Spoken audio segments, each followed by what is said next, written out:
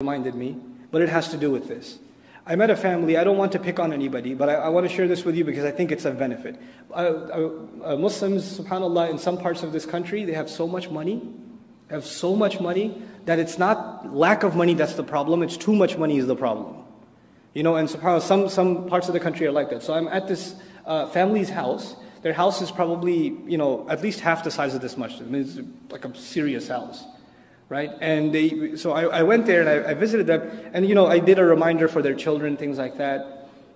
And very palatial place. And the wife comes up to me at the end and she says, Brother Duma, I gave a talk about Surah Al-Asr and how our time is running out. She says, I just want to ask you something. I was like, what is it? She says, I don't want to leave here. I love this house. I don't want to go to any other house. I don't want the akhirah. I just want this house.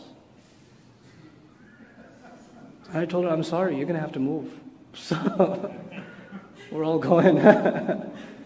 What I'm trying to say is, this is not just somebody else's problem. When you become immersed in dunya, we are not immune from developing that kind of attachment. If you find within your Muslim family, when you bring up the subject of death, or inheritance, or what will happen after you're gone, or who will pray your janazah, and people around you get uncomfortable and say, don't talk about that stuff. Why are you talking about these negative things all the time? This is not the attitude of a Muslim. Muslims embrace the concept of death. We don't run from it.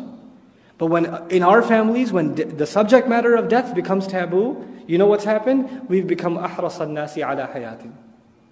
We've become the most zealous over life, even compared to other people. We have to be accepting of the fact that this is one stop in a journey.